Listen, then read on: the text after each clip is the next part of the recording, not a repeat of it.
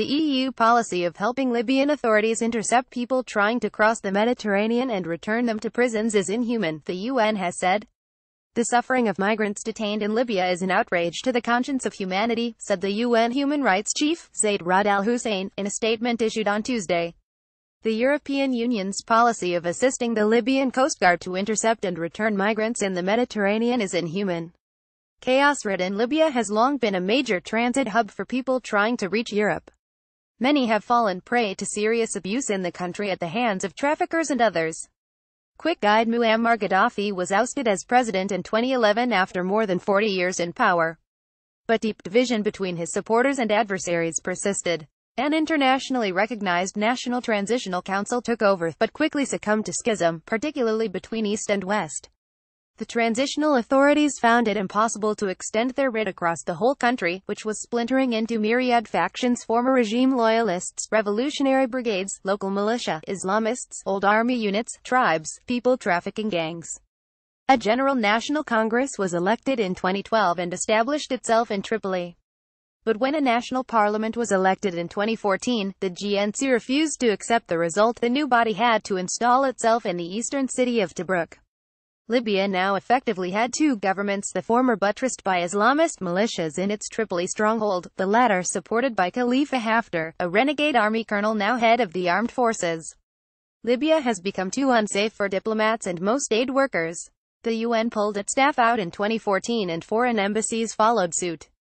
Tripoli International Airport is largely destroyed by fighting. The conflict has had 5,000, ruined the economy, driven 500,000 from their homes and trapped hundreds of thousands of migrants seeking to get north to Europe in a nightmarish network of brutal camps. Diplomatic attempts at reconciliation have proven fruitless thus far. Thank you for your feedback. Hussein said the detention system for migrants in Libya is broken beyond repair. The international community cannot continue to turn a blind eye to the unimaginable horrors endured by migrants in Libya, and pretend that the situation can be remedied only by improving conditions in detention, he said. According to Libya's Department of Combating Illegal Migration (DCIM), 19,900 people were being held in facilities under its control in early November, up from about 7,000 in mid-September.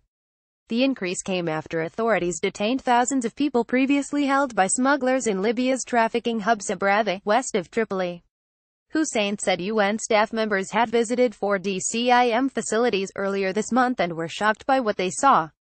There were thousands of emaciated and traumatized men, women and children piled on top of each other, locked up in hangars with no access to the most basic necessities, and stripped of their human dignity, he said.